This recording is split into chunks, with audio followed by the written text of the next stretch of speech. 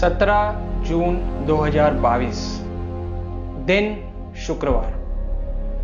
मुझे मेरे भाई का फोन आता है करीबन सुबह 10:30 के आसपास, और मेरा भाई मुझे कहता है कि आज 10th का रिजल्ट आने वाला है। बोला अच्छी बात है। जो मेहनत आप बच्चों के लिए करते हो, बच्चे साल भर अपने लिए मेहनत करते हैं, उसके फल आज मिलने वाले थे। देखिए, ये जो जिस दिन नतीजा आने वाला होता है, जिस दिन रिजल्ट आने वाला होता है ना, वो कुछ नॉस्टैल्जिक होता है। कुछ खुशी वाले पल होते हैं, कुछ रोने वाले पल होते हैं, और उस समय तो व्यक्ति आशा और निराशा दोनों के साथ में ही उसके मन में विचार चलते रहते हैं। तो मेरे मन में भी ऐसा ही था कि ये बच्चा अच्छा करेगा, ये बच्चा थोड़ा कम अच्छा करेगा। इस तरीके से हमारे मन में कई सारी भावनाएं रहती है। पर बात सिर्फ भावनाओं की नहीं है, बात है यहां पे कि वो जो रिजल्ट आया है वो किस प्रोसेस द्वारा आया है, क्या करके वो रिजल्ट लाया गया है, ये इंपॉर्टेंट है। तो 1 बजे जब रिजल्ट आया और हमने सब चीजें चेक किए रिजल्ट में, और बच्चों का हमने देखे कि इसको इतने परसेंट है, इसको इतने मार्क्स मिले हैं साइंस में, मैथ्स में, बाकी सब सब्जेक्ट में। तो कई बच्चों का देखकर तो खुशी हुई, क्योंकि उन्होंने जिस तरीके की मेहनत की थी उनको हिसाब से रिजल्ट मिला। पर कुछ बच्चों का रिजल्ट देख करके मुझे बहुत ज्यादा दुख हुआ। दुख किस बात का? दुख इस बात का कि जो मेहनत उन्होंने किए भी नहीं थे, उस मेहनत का फल उन्हें मिला। सही बात बोल रहा हूं मैं। कहने का अर्थ है कि जिस बच्चे को साल भर टेस्ट में 10 मार्क भी नहीं आते थे, वो साइंस में उसी टेस्ट में, उसी बोर्ड के एग्जाम में, उसी सब्जेक्ट में लेके आया 85 मार्क्स। बिल्कुल हंसने की बात तो है, क्योंकि जो बच्चा साल भर कुछ नहीं कर पा रहा है, वो बोर्ड के एग्जाम में इतने मार्क्स कैसे ला पा रहा है? सच्चाई हमारे आंखों के सामने ही है, हमको कहीं दूर जाने की जरूरत नहीं है। और सच्चाई यह है कि खुलेआम चीटिंग हुई है। इसमें कोई शक ही नहीं है कि चीटिंग नहीं हुई हो, चीटिंग हुई है। और चीटिंग हमेशा से होते रहती है। हमने कई बार न्यूज चैनलों पर देखा है कि बिहार में बच्चे कैसे बिल्डिंगों पे चढ़ करके दूसरों को चीट पास कर रहे हैं, इधर उधर लोगों को चीट दे रहे हैं और चीटिंग कर रहे हैं, पेपर में देख रहे हैं। मुझे प्रॉब्लम चीटिंग से नहीं है, मुझे प्रॉब्लम हमारे अंदर की ईमानदारी से है। क्योंकि बात यहीं पर आके खत्म नहीं होती है, बात यहां तक पहुंच जाती है कि जब आपको उस व्यक्ति के समान परसेंटेज आ जाते हैं जिस व्यक्ति ने साल भर मेहनत करके उतने मार्क्स लाया है, उस व्यक्ति के दिमाग पे क्या असर पड़ेगा कि साल भर मेहनत करके मैंने 90% लाया और इसने चीटिंग कर करके 85% लाया, सिर्फ 5% मेहनत करके ज्यादा मिला।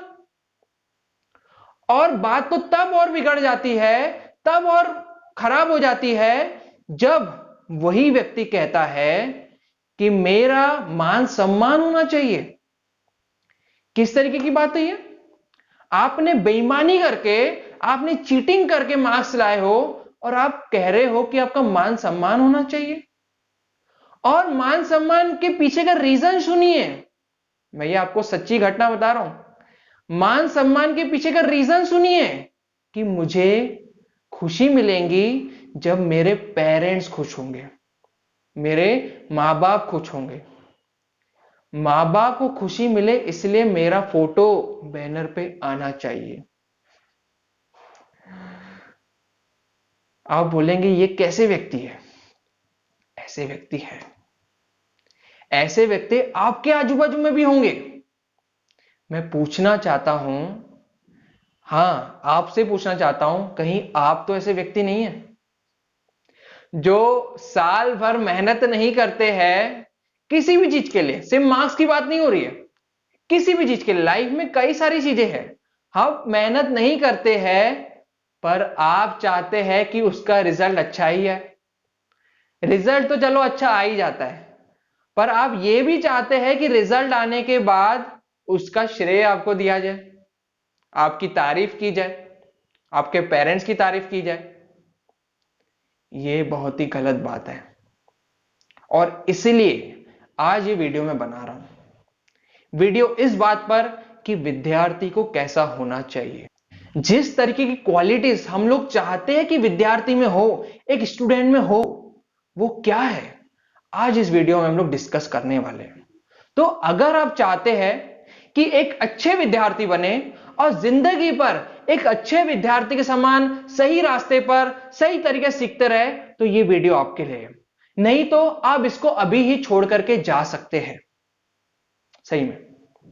तो चलिए शुरू करते हैं आज का वीडियो। मैं हूं राम लालवानी और स्वागत है आपका हमारे चैनल मी लाइफ क्लासेस पे।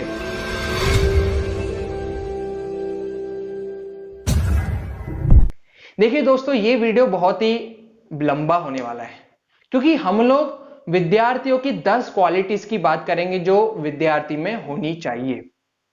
तो इसको समझाए कैसे, इसको समझे कैसे? तो मुझे एक कहानी याद आती है, एक बहुत ही प्यारी कहानी है, और वो कहानी है मुंशी प्रेमचंद जी की। मुंशी प्रेमचंद जी हमारे हिंदी साहित्य के बहुत बड़े साहित्यकार हैं। आप सबने उनकी कहीं ना कहीं कहानियां, उनके कहीं ना कहीं लेख पढ़े होंगे। तो उनकी कहानी ऐसी है कि उस समय ना, जब यहाँ पर ब्रिटिशर्स राज किया करते थे, उस समय एक अवार्ड हुआ करता था। जो व्यक्ति बहुत अच्छा साहित्य लिखता है ना, उसको वो अवार्ड मिलता था।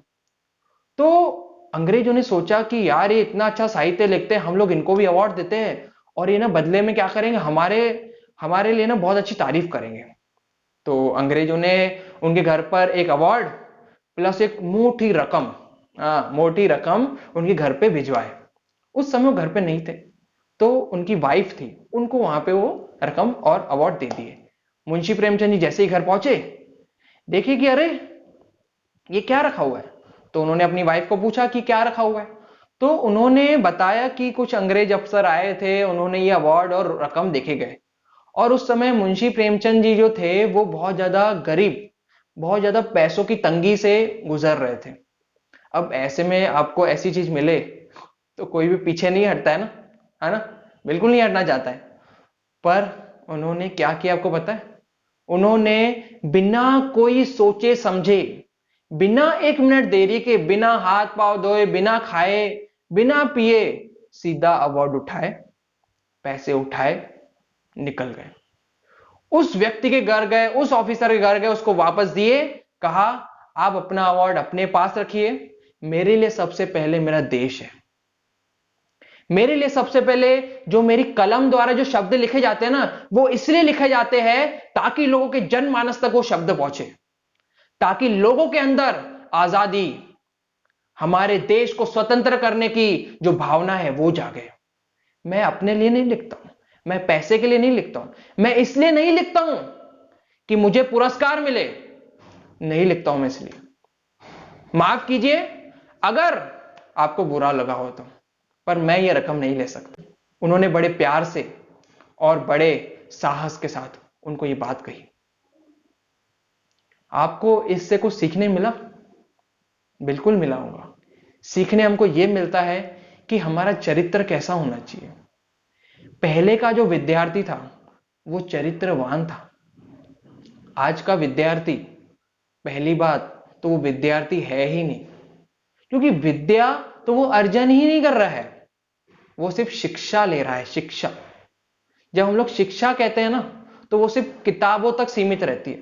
पर जब हम लोग विद्या कहते हैं तो उसमें कैरेक्टर, पर्सनालिटी, ऐसे कई सारी चीजें जो उसके आगे लाइफ में काम आने वाली है, सभी चीजें कैलकुलेट की जाती है। तो आज का विद्यार्थी तो शिक्षार्थी है, चरित्र का अभाव है, चरित्रवान नहीं है। विद्यार्थी उसको तब कहा जाएगा जब वो चरित्रवान हो, चरित्र के अभाव में उसको सिर्फ शिक्षार्थी कहा जाएगा। तो आज का विद्यार्थी शिक्षार्थी बनकर के रह गया है, स्टूडेंट नहीं रहा है। उसके बाद दूसरा जो गुण एक विद्यार्थी में होना चाहिए वो है संयमशील। संयम होना चाहिए। ऐसा कहा जाता है कि सबसे गरीब, सबसे कृपण, सबसे कमजोर व्यक्ति वो है जिसका अपने पे कोई कंट्रोल नहीं है। सही है, सही बात कही गई। जो व्यक्ति खुद को कंट्रोल नहीं कर सकता है, अपनी जबान को कंट्रोल नहीं कर सकता है, अपनी आंखों को कंट्रोल नहीं कर सकता है, अपने कान, अपने विचारों को कंट्रोल नहीं कर सकता है, वो व्यक्ति किसी और चीज को क्या कंट्रोल करेगा। और यहां पे जब कंट्रोल होने की बात हो रही है ना, सिर्फ आंखों को कंट्रोल होने की बात नहीं हो रही है, सिर्फ जबान को कंट्रोल होने की बात नहीं हो रही है। यहां बात तीन चीजों की हो रही है। एक तो इंद्रिय संयम, मतलब सेंस ऑर्गन्स को कंट्रोल करना। हमारे जितने भी संत महात्मा थे, उन्होंने इसके ऊपर विजय हासिल की थी, और वो बचपन से ही ये सब चीजें करते आ रहे थे। गुरुकुल में ऐसे विद्यार्थियों को बनाया जाता था जो संयमशील हो, इंद्रिय संयम। दूसरा है अर्थ संयम, पैसे। आज हम लोग इतने पैसे कमा रहे हैं, पर वो पैसे का खर्च कैसे कर रहे हैं हम लोग? गाड़ियां लेने में। गाड़ी लेने में कोई बुराई नहीं है, बुराई इस बात है गाड़ियां लेने में। एक गाड़ी से काम चल रहा है नहीं, 5 गाड़ी लेना है। क्यों? क्योंकि पैसे है, पैसे ज्यादा है। कपड़ा खरीदने में प्रॉब्लम नहीं है, प्रॉब्लम है कपड़े खरीदने में, प्रॉब्लम है पैसों के यूज में। पैसों का यूज कैसे होना चाहिए? उन लोगों को उठाने के लिए जो लोग नीचे हैं। पैसों का यूज होना चाहिए शिक्षा के क्षेत्र में। पहले शिक्षा समाज के लोगों द्वारा चलती थी, आज शिक्षा धंधा होकर के रह गई है। ये हमारी ही गलती है। और तीसरा है विचार संयम। विचारों में संयम ही नहीं है, कुछ भी दिमाग में आ रहा है, कुछ भी करते जा रहे हैं, जैसा दिमाग बोल रहा है वैसा करते जा रहे हैं, कोई संयम नहीं है। घोड़ा रहता है ना, घोड़ा है ना, कैसा होता है घोड़ा? वो अपने आप चलते जाता है, उसकी जहां मर्जी होंगी वो जहां जाना चाहेगा वहां चले जाएगा। पर अगर उसको हम लोग एक दिशा में लेके जाना चाहते हैं तो हमें उसको लगाम लगानी पड़ेगी, हमें उसके ऊपर बैठना पड़ेगा, हमें उसको अपने हिसाब से चलाना पड़ेगा, तब जाके वो पर्टिकुलर डायरेक्शन में जाता है। तो आज का जो व्यक्ति है, आज का जो विद्यार्थी है, वो उस घोड़े के समान हो गया है जिसकी लगाम नहीं है, असंयमी हो गया है। असंयमी, संयम नहीं रहा है, न विचार संयम, न अर्थ संयम, और ना ही इंद्रिय संयम। एक कहानी मुझे याद आती है, वो कहानी आपने भी सुने होंगे, और वो कहानी है एक पंडित और एक ऐसे व्यक्ति की जिसको हम लोग पढ़ा लिखा नहीं समझते हैं, और वो एक नाव चलाने वाला व्यक्ति है। हाँ, आपको याद होगी वो कहानी क्या है। वो कहानी में आपको पता होगा, जो पंडित है वो नाव चलाने वाले से पूछता है, रामायण पढ़ी है, भगवत गीता पढ़ी है, ये वाला ग्रंथ पढ़ा है, वो वाले वेद पढ़े हैं? पूछता है उससे। तो वो कहता है कि नहीं साहब, नहीं पंडित जी, हमने तो ये नहीं पढ़ा। तो पंडित जी कहते हैं कि आपका पूरा जीवन व्यर्थ हो गया, कुछ भी नहीं ज्ञान प्राप्त किया आपने। फिर कुछ समय होता है, थोड़ी देर बाद वहां पे तूफान आता है, बाढ़ आने जैसी परिस्थिति हो जाती है। उसके बाद जो वो नाव चलाने वाला है वो हंसता है, वो कहता है कि पंडित जी, रामायण तो पढ़ ली, महाभारत तो पढ़ लिया, ज्ञान तो सब सब पूरा ज्ञान प्राप्त कर लिया, पर तैरना सीखे? पंडित जी कहते हैं नहीं यार, तैरना तो नहीं सीखा मैं। तो अब कहते हैं अब कैसे जान बचेंगी? आपका पूरा जीवन व्यर्थ हो गया, क्योंकि मैं तो चला, क्योंकि बाढ़ आ रही है, मैं तैर करके निकल जाऊंगा। ये बात हमको क्या बताती है? ये बात हमें ये बताती है कि आज का युवा, आज का विद्यार्थी अकुशल है, स्किल नहीं है उसमें। सब रट के बैठा है, साइंस रट के बैठा है, मैथ्स रट के बैठा है, पूरे फॉर्मूले पता है उसको, पूरे फॉर्मूले एक से एक, पर इसका एप्लीकेशन कैसे अप्लाई करना है?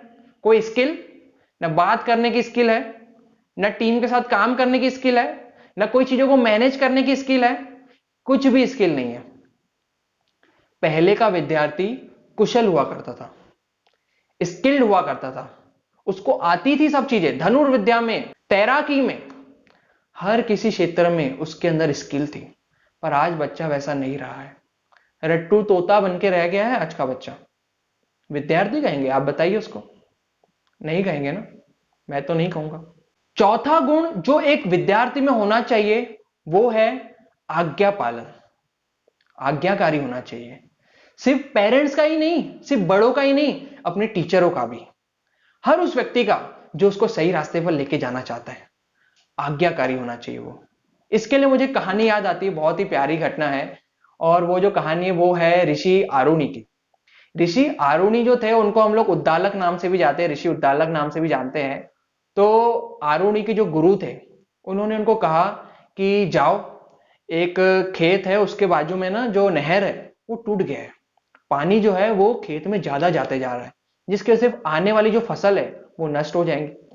तो आरुणि गए, उन्होंने देखा कि किस तरीके की चीजें हैं, उन्होंने इधर उधर देखे कि लकड़ी कहां पर है, ये कहां पर है, वो कहां पर, ऐसा देखे, उनको कुछ चीज दिखाई नहीं दी। उन्होंने बोले पर आज्ञा का पालन तो करना है, क्या करें। तो उन्होंने क्या किया, वे खुद वहां पर लेट गए, खुद वहां पर लेट गए और पानी धीरे धीरे धीरे करके उनके शरीर से ऊपर जाने लगा। कुछ समय हो गया, गुरु ने देखा कि अरे आरुणि कहां है, तो वो अपने कई सारे शिष्यों के साथ उनको देखने गए। देखे तो आरुणि वहां पे बेहोश पड़े हैं, और उन्होंने जल्दी से उनको उठाया और अपने वापस से गुरुकुल में लेके गए। और इससे उनको समझ में आया कि एक शिष्य को कैसा होना चाहिए, एक विद्यार्थी को कैसा होना चाहिए।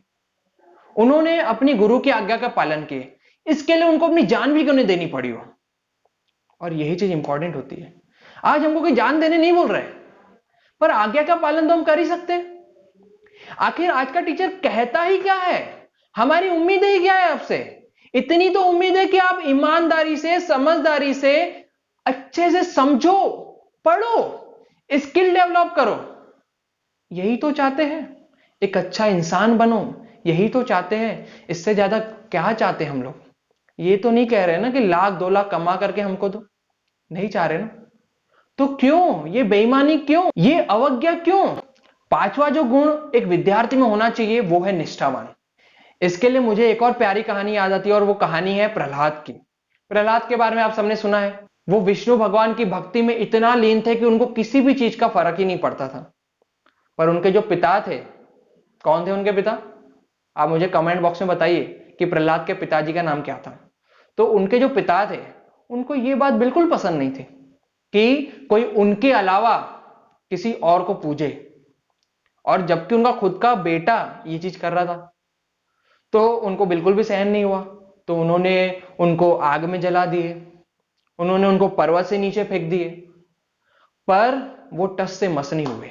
जितने बार भी ट्राई करते उनको कहीं ना कहीं मारने की, किसी ना किसी तरीके से उनकी जान लेने की, वो बच के वापस आ जाते, क्योंकि उनको विश्वास था, क्योंकि उनको अपने भगवान पर निष्ठा थी कि मेरा भगवान मुझे कुछ नहीं होने देगा, वो हमेशा मेरी जान बचा लेगा।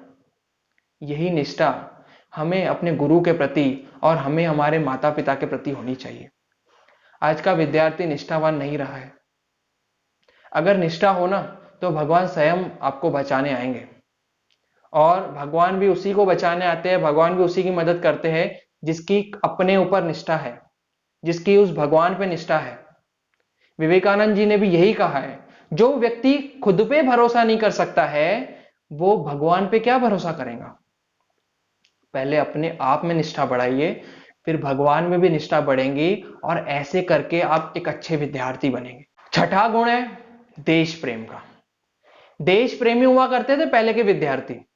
चाहे भगत सिंह बोल लीजिए, चाहे चंद्रशेखर आजाद बोल दीजिए, चाहे उधम सिंह बोलिए, चाहे स्वामी विवेकानंद बोलिए, चाहे सुभाष चंद्र बोस बोलिए, या चाहे अरविंद घोष बोलिए, देश प्रेमी, देश के प्रति ऐसा समर्पण जो कि आज हमको देखने ही नहीं मिलता है। आज हम लोग क्या हो गए पता है, आज हम लोग देशभक्त नहीं है, आज हम लोग सेक्युलर हो गए हैं। धर्मनिरपेक्ष हम लोग खुद को बोल रहे हैं। वो धर्मनिरपेक्ष, वो लिबरल जो कि किसी प्रकार से लिबरल है ही नहीं, उनको सिर्फ अपने बारे में ही समझ में आता है, देश के हित में कोई चीज समझ में ही नहीं आती है। ऐसे व्यक्ति से, ऐसे विद्यार्थी से आज काम नहीं चलने वाला है। सॉरी, शिक्षार्थी से, ऐसे शिक्षार्थी से आज काम चलने ही नहीं वाला है। देश प्रेमी होना चाहिए। आपको पता होगा ना उधम सिंह की कहानी, कैसे उसने माइकल ओडायर को मारा, है ना, उसने जलियांवाला कांड, सबने सुने हैं ये। इसमें किसी को भी कोई एक्सप्लेन करने की जरूरत ही नहीं है कि क्या किए थे अंग्रेजों ने। स्वामी विवेकानंद जिन्होंने शिकागो जाकर के भारत के बारे में, भारत की संस्कृति के बारे में, भारत के गौरव के बारे में लोगों तक पहुंचाया। आज हम लोग वो चीज नहीं कर पा रहे। देश के लिए प्रेम बचा ही नहीं है, स्वार्थी हो गए हम लोग, स्वार्थी। अगर हमको स्वार्थ छोड़ना है तो हमें कहीं जाने की जरूरत ही नहीं है। सबसे बेस्ट एग्जाम्पल तो हमारे घरों में है। हमारे माँ बाप, हमारे माता पिता, हमारे पेरेंट्स, उन्होंने बचपन से लेकर आज तक के हमें बिना किसी स्वार्थ के ही पाला है। कोई स्वार्थ नहीं था। उन्होंने जो भी चीज की है आपके लिए की है ना। 1 रुपए का भी स्वार्थ था क्या? पर आज हम लोग स्वार्थी हो गए। हम लोग जब बड़े हो जाते हैं तो उनको घर से निकाल देते हैं। स्वार्थी हो गए हम लोग। सिर्फ अपने बारे में सोचते हैं, ना अपने परिवार के बारे में, ना ही अपने देश के बारे में सोचते हैं। और 8वां गुण जो एक विद्यार्थी में होना चाहिए वो है अपने मन का राजा होना। हाँ, आज हम लोग मन के दास बने बैठे हैं। मन जैसा बोलता है वैसा करते हैं। आपने वो कहानी सुने होंगे अलेक्जेंडर की। अलेक्जेंडर जब जंगलों में गया तो वहां पर उसको एक साधु दिखाई दिए। उस साधु को उन्होंने कहा कि आप मेरे साथ चलिए, मैं आपको बड़ा राजमहल दूंगा, धन दौलत दूंगा, बढ़िया खान पान दूंगा, बढ़िया कपड़े दूंगा, ऐशो आराम दूंगा। साधु ने कहा ये किसको चाहिए? तुझे कहा किसने कि मुझे ये चीज चाहिए?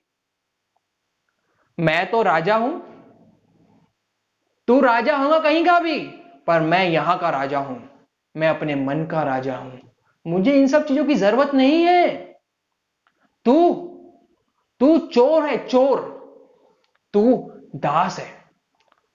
तू ये पैसा इकट्ठा करेगा, क्या करेगा? तू अपने साथ पैसा नहीं लेके जा सकता है। तू जो भारत को लूटेगा, भारत की जमीन पर कब्जा करेगा, तू ये जमीन भी नहीं लेके जा सकता है। तू दास है। हम राजा है, असली राजा, जिसे किस चीज की जरूरत नहीं है। तो आज हमें मन के राजा बनने की जरूरत है, तभी हम एक सच्चे विद्यार्थी बन पाएंगे। और ये गुण यहीं पर खत्म नहीं होते।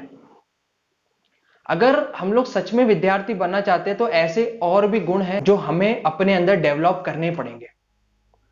और इसका अगर एक निचोड़ करके निकाला जाए तो वो ये कि एक सच्चा विद्यार्थी आत्मज्ञानी था। निचोड़ निकाला जाए तो क्या था वो? आत्मज्ञानी। आत्मज्ञानी मतलब उसको अपना ज्ञान था, जिसे सभी चीजों का ज्ञान है पर अपना ज्ञान नहीं है। हम में क्या अच्छाइयां हैं, हम में क्या बुराइयां हैं, हमको क्या अच्छा लगता है, क्या अच्छा नहीं लगता है, जीवन में कहां जाना है, क्या करना है, क्या बनना है, ये सब चीजें जिसको नहीं पता है, उसे अगर पूरे संसार का भी ज्ञान है ना, तो भी वो ज्ञानी नहीं कहलाएगा, अज्ञानी कहलाएगा। तो सबसे इंपॉर्टेंट है आत्मज्ञान। इसलिए हमें अपने साथ रोज 10 मिनट तो बैठना चाहिए ताकि हम लोग अपने आप को जान सकें। मेडिटेशन करना चाहिए ताकि हम लोग अपने अंदर को देख सके कि हम लोग कैसे इंसान हैं, कैसे विद्यार्थी हैं। जिंदगी वही अच्छे तरीके से जी सकता है जो विद्यार्थी बनकर जीता है। हमें जिंदगी भर विद्यार्थी बने रहना, हमेशा सीखते रहना है। और इसी तरीके से हम लोग जिंदगी में सफल भी हो सकते हैं और एक बड़े महापुरुष बन सकते हैं।